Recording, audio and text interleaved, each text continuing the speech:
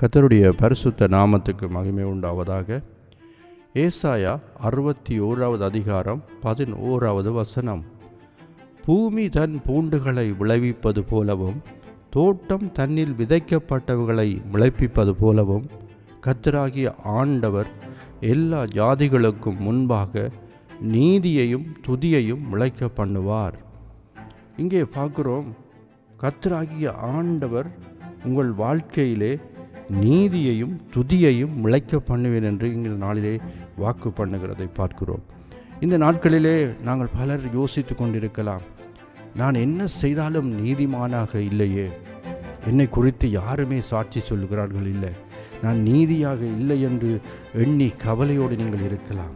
அல்லது என் வாழ்க்கையிலே நான் ஆண்டவரை துதிக்க வேண்டும் என்று நினைக்கிறேன், என் குடும்பமாய் செய்து துதிக்க வேண்டும் என்று நினைக்கிறேன், ஆனால் முடியவில்லையே என்று ஏக்கத்தோடு இருக்கிற பிள்ளைகளை பார்த்து கர்த்தர் சொல்லுகிற காரியம் என்னவென்று சொன்னால், நான் நீதியை உங்கள் வாழ்க்கையிலே முளைக்க பண்ணுவேன், துதியை உங்களை முளைக்க பண்ணுவேன் என்று சொல்லி கர்த்தர் இங்கே சொல்லுகிறதை பார்க்க இன்றைய நாளிலே ஆண்டவர் வாக்குப்படுகிறார்.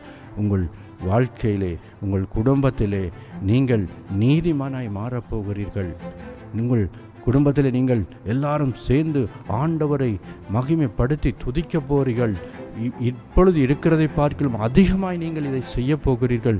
கர்த்தர் இந்த காரியத்தை உங்கள் வாழ்க்கையிலே முளைக்க பண்ணுகிறார், உங்கள் குடும்பத்திலே முளைக்க பண்ணுகிறார், உங்கள் ஒவ்வொருடைய வாழ்க்கையிலும் கர்த்தர் அப்படியாக முளைக்க பண்ணுகிறார். பெரிய காரியத்தை கர்த்தர் உங்கள் வாழ்க்கையிலே செய்கிறார். ஏசாயா 62வது அதிகாரம் 2வது வசனம் சொல்லுகிறது, ஜாதிகள் உங்கள் நீதியையும் சகல ராஜாக்களும் உங்கள் மகிமையையும் காண்பார்கள். கர்த்தருடைய வாய் சொல்லும் புது நாமத்தால் நீ அழைக்கப்படுவாய்.